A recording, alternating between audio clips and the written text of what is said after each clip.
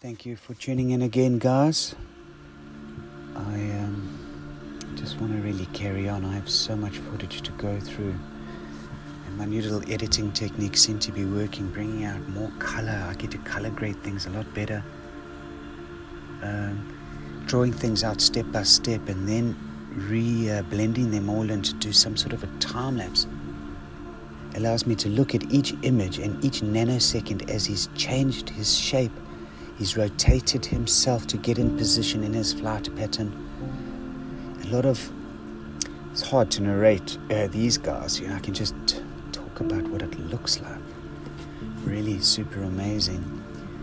So some of these would have been in old movies, but again, completely out of context.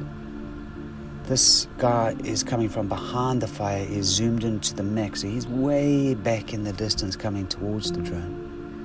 But I found him really, really, really interesting because we've got some sharpness there as he switches in.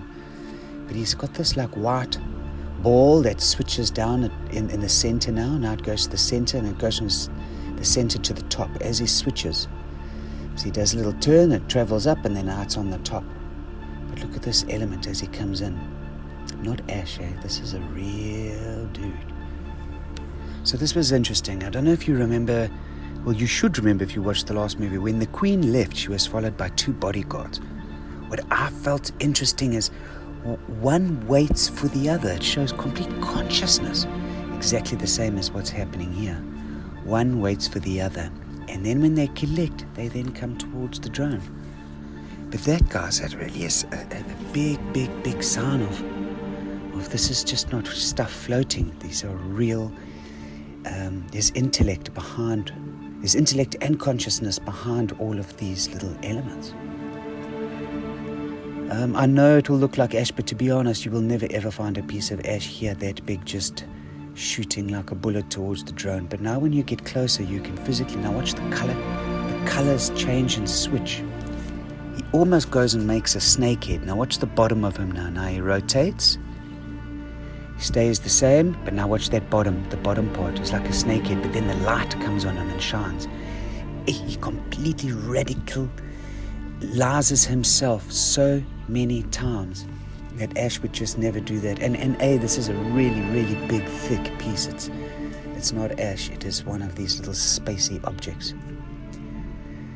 This object I found remarkable because, like the last movie, at 6 o'clock in the morning when we had that thread coming over the ridge, it's like that thread, what are these 1 to 2 meter long threads doing, just flying around?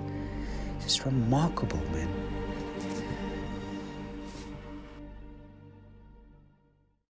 Right, so now it's story time.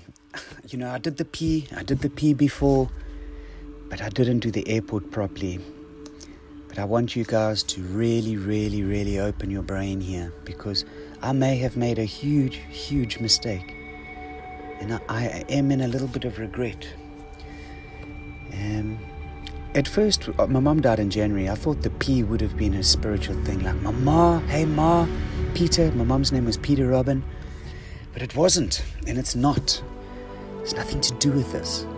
So this is my analogy. The only P we have is at the airport, which is 2 kilometers away from where I originally filmed them, just up the drag. In all dates from 1985, from Google Earth, this P has been at the airport. So when this guy saw the drone, he would have said, hey, I'm from the airport, you from the airport, you're a helicopter, helicopters are from the airport. Something on that lines, because here he is, the exact same object that came from the airport. And I filmed the airport 2 weeks after I really caught on to the P. So I feel like bad, like did they do the P to say come to the airport? Because there he was at the airport. But you know what? I don't think so. I think it was as simple. He saw a little helicopter and he was just like, it's a helicopter, you from the airport, and the P, and that was his reference to say airport. And this is the object. There's many of them, but this is the type of object. And you can imagine that little ribbon there. He can do any shape he physically wants. If he wanted to go and make an L, he'll make an L. He probably can't make an E, but he probably could make an E. But regardless of whatever shape he can make, and regardless of whether I believe that P is a real P, this is the most unique object it's nice you can get a close view of the red ribbons at the end of it. So what's really interesting is that first light. So the top one comes on the top and he comes on the bottom, but he disappears into that black patch and he doesn't come